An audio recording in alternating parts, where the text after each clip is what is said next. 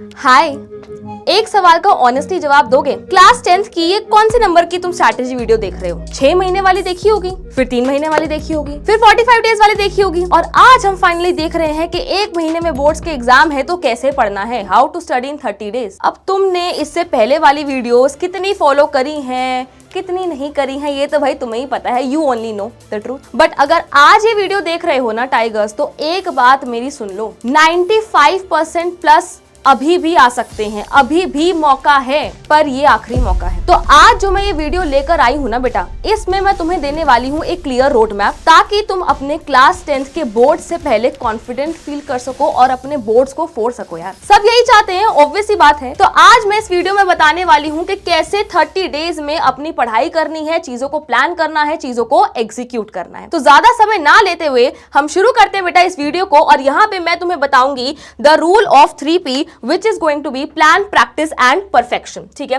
तो सबसे पहले बेटा मैंने क्या करा है, मैंने इन 30 डेज को, ठीक है, मैंने इन 30 डेज को क्या करा है, 3 फेजेस में डिवाइड कर दिया है। बट उससे पहले कि मैं तुम्हें ये फेजेस बताऊं कि फेज 1 में क्या है, फेज 2 में क्या है, फेज 3 में क्या है, सबसे पहले हमें अपने माइंडसेट को रीसेट करना पड़ेगा। जो हो गया सो हो गया, अगर उसके गिल्ट में पड़े रहोगे बेटा तो अभी भी अपनी पढ़ाई पे फोकस नहीं कर पाओगे। ठीक है, तो अब हमें सिर्फ फॉरवर्ड देखना है, पीछे नहीं देखना, भूल जाओ जो हो गया। अब हमें सिर्फ आगे की तरफ देखना है, अपने गोल पे नजर टिका के रखनी है, और उसकी तरफ हमें कंसिस्टेंसी के साथ, डेडिकेशन के साथ, फोकस के साथ आगे बढ़ना है। 30 दिन बचे हैं, सिलेबस इनकम्प्लीट है, कॉन्फिडेंस लो है, क्या करना है मैं बताऊंगी। तो सबसे पहले हम 30 डेज को अगर देखें बेटा, तो मैंने इन 30 डेज को क्या करा है, 3 फेजेस में डिवाइड कर दिया है। फेज 1 है आपका प्लान योर सिलेबस। ठीक है, तो फेज 1 आपका कितने दिन चलने वाला है, ये होगा भाई आपके 15 दिन। ठीक है, पहले 15 दिन आपको क्या करना है, आपको ये प्लान बनाना है कि जी मुझे अपना सिलेबस खत्म करना है, मुझे सारे बैकलॉग्स को निपटाना है। और अब इतने कम टाइम में हम कैसे अपने सिलेबस को खत्म कर सकते हैं? क्या अभी हमारे पास इतना टाइम है कि हम एक चैप्टर के 10-10, 15-15 लेक्चर देखें? नहीं, अभी हमारे पास उतना टाइम नहीं है। तो हमें किस पे फोकस करना है बेटा, हमें देखने हैं हर चैप्टर के वन शॉट्स। तो हमें क्या करना है बेटा, use one shot videos only. तो जब आपने किसी भी चैप्टर का वन शॉट देख लिया है, तो उसके बाद आपको क्या करना है, उसके बाद आपको उस चैप्टर की एनसीईआरटी लाइन बाय लाइन पढ़नी है। एनसीईआरटी का एक एक क्वेश्चन, इन टेक्स्ट हो, बैक क्वेश्चन हो, कुछ भी हो बेटा, एनसीईआरटी को अपने लाइन बाय लाइन, है ना, बिल्कुल एनसीईआरटी को घोल के आपने पी जाना है। राइट उसके साथ साथ आप लोगों को क्या करना है बेटा, उसके साथ जैसे ही आपने कोई चैप्टर पढ़ लिया, उसकी एनसीईआरटी पढ़ ली है, आप उसके क्या बनाए, आप उसके शॉर्ट नोट्स बना लो। ठीक है, आधे पेज के, पूरे पेज के, मैं ये नहीं कह रही आधी कॉपी ही भर दो। ठीक है, आधे पेज के, पूरे पेज के उसके शॉर्ट नोट्स बना लो, जो कि आपके लास्ट फेज में बहुत ज्यादा हेल्प करेंगे। एंड साथ ही साथ आपको क्या बनानी है बेटा, साथ ही साथ आपको एक बहुत ही अच्छी चीज बता रही हूं, आपको बनानी है एक मिस्टेक कॉपी। ठीक है, आपको उसमें ये लिखना है कि यार ये टॉपिक्स ऐसे हैं, इसके क्वेश्चन जब भी आते हैं मैं मिस्टेक करता हूं, मैं मिस्टेक करती हूं, ये मुझे बहुत मुश्किल लगते हैं, मुझे पता है ये मेरे गलत हो सकते हैं। तो जैसे जैसे तुम चैप्टर्स पढ़ते जा रहे हो, तो तुम्हें क्या करना है, पहले तो उसके शॉर्ट नोट्स बना लेने हैं, और साथ ही में एक मिस्टेक कॉपी भी बनानी है। अब तुम ये काम मत करना कि भाई पूरे चैप्टर ही तुम उस मिस्टेक कॉपी में भर दो। ठीक है, उसमें वो पॉइंट्स होने चाहिए जो तुम्हें पता है कि इस टॉपिक में मेरी गलती होती है या फिर गलती हो सकती है। ठीक है, make short notes and formula sheets मैंने आपको बता दिया, और साथ ही साथ मैंने आपको मिस्टेक कॉपी के बारे में भी बता दिया है, जो कि बहुत इंपॉर्टेंट है। आपको क्या बनानी है बेटा, आपको बनानी है अपनी मिस्टेक नोटबुक। अगर आप अपने बोर्ड्स में मिस्टेक करना नहीं चाहते ना, तो अभी ये मिस्टेक नोटबुक बना लेना। ठीक है, चलिए जी, अब अगर मैं आपको एक सिंपल रूटीन बताऊं बेटा कि कैसे हमने पढ़ाई करनी है, तो अगर मेरे पास मॉर्निंग, आफ्टरनून, नाइट है, तो मॉर्निंग में जब आपका माइंड बिल्कुल फ्रेश होता है, तो तब आप उठाएंगे सबसे टफ सब्जेक्ट, जो भी आपके दिन का टारगेट है कि आज मुझे ये चीजें करनी है, उसका सबसे जो टफ वाला पोर्शन है ना बेटा, आप वो तब उठाएंगे जब आप बिल्कुल फ्रेश हो। ठीक है, आपका माइंड बिल्कुल फ्रेश है, बिल्कुल प्रोडक्टिविटी की पीक पे है, तब आप क्या करेंगे, तब आप टफ सब्जेक्ट उठाएंगे। उसके बाद जब आपने वो पढ़ लिया, जो भी आपने पढ़ना था, उसके बाद आफ्टरनून में क्या करना है, आफ्टरनून में आपको करनी है क्वेश्चन प्रैक्टिस। उससे आपको कॉन्फिडेंस बूस्ट होगा कि भाई जो सब मैंने आज पढ़ा है, क्या मैं उन कॉन्सेप्ट्स को अप्लाई कर पा रहा हूं, क्या मुझे वो चीजें समझ आई हैं। बस पढ़ लेना ही काफी नहीं होता बेटा, पढ़ के उन चीजों को अप्लाई करना उससे भी ज्यादा इंपॉर्टेंट होता है। तो आफ्टरनून में हम क्या करेंगे, क्वेश्चन प्रैक्टिस करेंगे। और नाइट में क्या करना है बेटा, रात के समय में क्या करना है, रात का टाइम हमारा रिविजन का टाइम होने वाला है। जो भी आज के दिन में हमने पढ़ा है, उसको हमें रिवाइज करे बिना नहीं सोना है। चाहे आप कितनी भी मेहनत कर लो बेटा, बट अगर आपने एक एक टॉपिक पे पूरा दिन लगा दिया और उसके बाद 5 दिन तक आपने उस टॉपिक को हाथ भी नहीं लगाया ना, you are back to square one, आप सब भूल चुके होगे। इसीलिए रिवीजन बहुत बहुत ज्यादा इंपॉर्टेंट होती है। तो इसीलिए कैसे आप अपने डे को प्लान कर सकते हो, स्टार्ट जब प्रोडक्टिविटी के पीक पे हो तो टफ चीज से स्टार्ट करो, फिर क्वेश्चंस प्रैक्टिस करो एंड देन उसके बाद रात में क्या करो बेटा, रिवीजन करो। ठीक है, तो ये क्या हो जाएगा, ये हमारा फेज 1 हो जाएगा, जिसमें मैं आपको कुछ और भी टिप्स देना चाहती हूं क्योंकि ये हमारा सबसे इंपॉर्टेंट फेज है। इसी में हमें क्या करना है बेटा, इसी में हमने अपने पूरे सिलेबस को निपटाना है। चलिए start with high weightage chapters. अब तुम ये सोचो कि कोई लो वेटेज का चैप्टर है, तुम्हें आसान लगता है ना, तुमने उसमें भाई 5 दिन लगा दिए, उसकी वेटेज कुछ खास थी भी नहीं, और जिसकी वेटेज ज्यादा है, जिसके ज्यादा मार्क्स के क्वेश्चंस आएंगे, तुमने उसको एक दिन में करो, तुम्हें समझ भी नहीं आया। तो इसीलिए पहले हर चैप्टर की वेटेज को पता करो एंड वेटेज के हिसाब से क्या करो बेटा, अपना टाइम डिस्ट्रीब्यूट करो। ठीक है, स्मॉल चैप्टर जब आप करोगे तो उससे आपको क्या होगा, quick confidence boost. High weightage chapter से आपके मार्क्स बढ़ेंगे, और स्मॉल वेटेज चैप्टर जब आप करोगे ना बेटा, स्मॉल चैप्टर जब आप पढ़ोगे तो उनसे आपको कॉन्फिडेंस बूस्ट होगा। आपको जब टिक लगाने को मिलेगा ना भाई, ये चैप्टर हो गया, ये चैप्टर हो गया, ये भी कर ले, ये टॉपिक भी डन हो गया, तो उससे आपके कॉन्फिडेंस को बूस्ट मिलेगा, जो कि इस टाइम पे हमारे लिए बहुत ज्यादा इंपॉर्टेंट है। राइट, अगर हम लो कॉन्फिडेंस के स्पाइरल में चले गए ना तो आती हुई चीजें भी ना बिल्कुल गायब हो जाएंगी। Then avoid too many resources. इस वाले टॉपिक को मैं इस किताब से भी पढ़ लूं, यहां से पढ़ लूं, ये वाला क्वेश्चन भी कर लूं, यहां से भी कर लूं, ये वाली किताब भी देख लूं, ये वाली वीडियो भी देख लूं।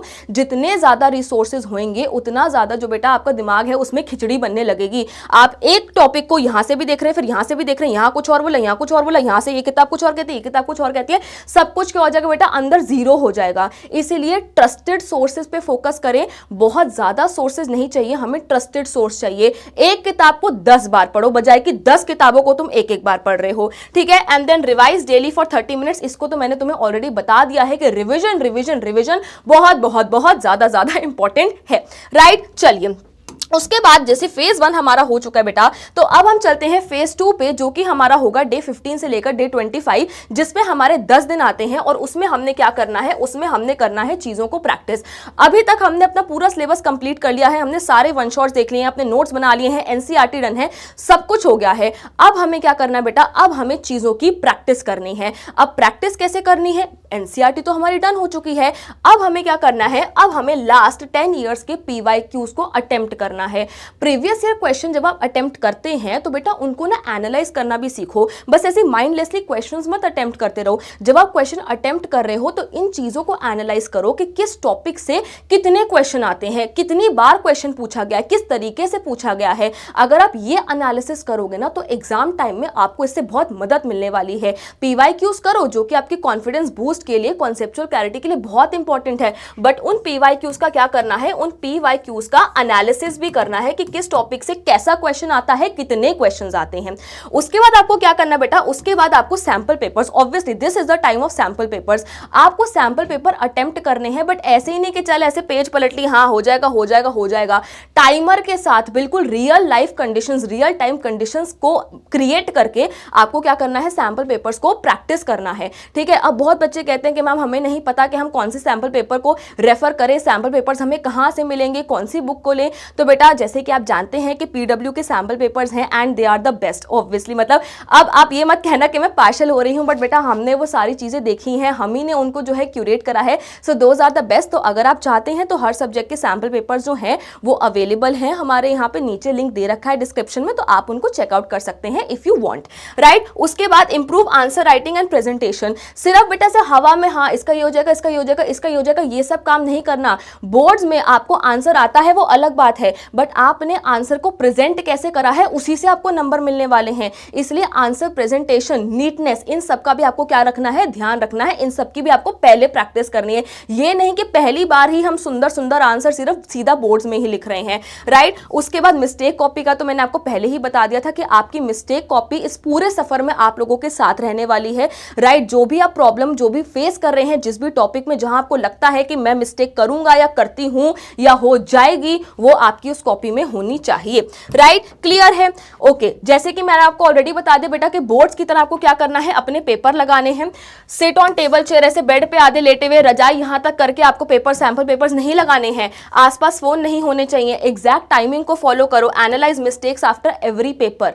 ठीक है, एनालिसिस हम लोगों के लिए बहुत इंपॉर्टेंट हो जाता है, चाहे पीवाईक्यूज का एनालिसिस हो कि किस टाइप के क्वेश्चन आते आते हैं, कितने आते हैं, कितने मार्क्स के आते हैं, चाहे आपके सैंपल पेपर का एनालिसिस हो जो आप पेपर अटेम्प्ट कर रहे हो, अगर आप उसको एनालाइज ही नहीं कर रहे कि आपने किस टॉपिक में गलती करी है, क्या वीक टॉपिक है आपका, तो आपको कैसे पता लगेगा कि किस चीज पे आपको ज्यादा फोकस करना है। पेपर देके बस आपने देखा ही नहीं उसको, तो आपको पता कैसे लगेगा कि आपके वीक एरियाज कौन से हैं। आप स्ट्रॉन्ग को ही और स्ट्रॉन्ग करते जाओगे और वीक आपके और वीक होते जाएंगे। स्ट्रॉन्ग वालों से तो नंबर आ जाएंगे, बट भाई वीक वाले आपके नंबर डुबा जाएंगे। इसलिए हमारे लिए एनालिसिस बहुत इंपॉर्टेंट है, राइट। तो हमने अपने पेपर्स को क्या कर लिया बेटा, एनालाइज कर लिया, और उसके बाद फाइनली आता है हमारा phase 3 which is perform with confidence. ये बेटा आपका फेज चलेगा डे 25 से लेकर डे 30 तक, जहां पे हमें कोई भी नई चीज नहीं देखनी है। जो अभी तक हमने पढ़ लिया है हमें सिर्फ उस पर फोकस करना है। हमें रिविजन रिविजन रिविजन, और हमें क्या करना है बेटा, हमारे को जो है पेपर्स जो हैं वो लगाते जाने हैं। तो revise short notes and formulas जो भी आपने इस पूरे ड्यूरेशन में अपने नोट्स बनाए हैं, शॉर्ट नोट्स बनाए हैं, उनको आपको रिवाइज करना है।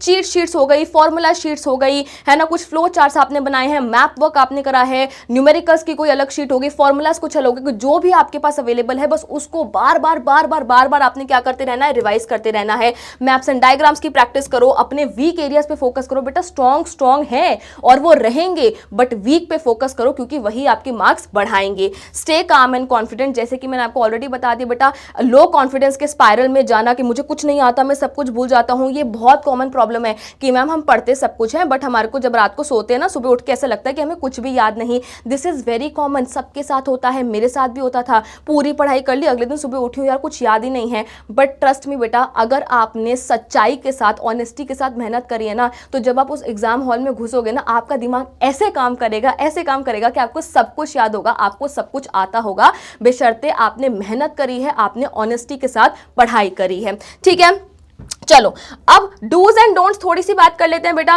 राइट, ऑल नाइटर नहीं मारने हैं, ये किसी को हमारे को शो ऑफ नहीं करना। भाई देख पूरी रात जाग के पेपर देने आया हूं, इससे तुम्हारा लॉस ही हो रहा है, कोई फायदा नहीं हो रहा। 7 घंटे की स्लीप आप लोगों के लिए बहुत बहुत बहुत जरूरी है। हल्का खाएं, ठीक है, बाहर का खाना इस टाइम पे अवॉइड करें, बीमार हो जाएंगे, आपके डेज वेस्ट होंगे। Okay, then revise what you already studied, कोई भी नई चीज आपको इस टाइम पे नहीं उठानी है। कॉन्फिडेंस लो हो जाएगा, आती हुई चीज को भी भूल जाओगे। Okay, new books and new book से स्टडी मटेरियल को नहीं रेफर करना, ये दोनों सेम ही पॉइंट्स है कि कोई भी नई चीज को नहीं उठाना है। जो हमने अपने फेज 1 और फेज 2 में चीजें पढ़ी हैं, सिर्फ उन्हीं चीजों को हमें अपने फेज 3 में रिवाइज करना है। राइट, क्लियर है, समझ में आ रही है बात, बहुत बढ़िया। तो इसी के साथ टाइगर्स आगे बढ़ते हैं। तो ये थी आपकी 3P स्ट्रैटेजी, जिसमें हमने अपनी स्टडी को प्लान किया है। We have planned our study, plan your study, practice like an exam and perform with confidence. तो बच्चा, अगर आप इस 3P स्ट्रैटेजी को बिल्कुल ऑनेस्टी के साथ फॉलो करते हैं, बिल्कुल शिद्दत के साथ आप पढ़ाई करते हैं ना, तो ट्रस्ट मी बेटा, ये 30 दिन है, बट इन 30 दिनों की मेहनत आपको अच्छे मार्क्स तो दिलाएगी ही दिलाएगी, साथ ही साथ आपको लाइफ टाइम का कॉन्फिडेंस देके जाएगी कि अगर मैं किसी चीज को ठान लूं तो मैं उसे अचीव कर सकता हूं। तो इसीलिए नीचे कमेंट्स में जरूर लिख के जाना that I will achieve this, क्योंकि कहते हैं ना बेटा, आप जो सोचते हैं, जो आप बोलते हैं, वही होता है। जो आप मैनिफेस्ट करते हैं ना, जो आप सोचते हैं, that is what you attract in your life. तो इसलिए नीचे कमेंट्स में जरूर लिख के जाना that I will achieve it. आप अपने गोल्स को बिल्कुल अचीव कर सकते हैं। अगर आपने इस वीडियो को एंड तक देखा है, that means you are serious, that means you are willing to do what it takes to crack those board exams. और मुझे पता है कि मेरे टाइगर्स बहुत मेहनती हैं यार, वो बहुत मेहनत करेंगे एंड क्लास 10 के बोर्ड एग्जाम्स को फोड़ देंगे। So all the very best to my tigers.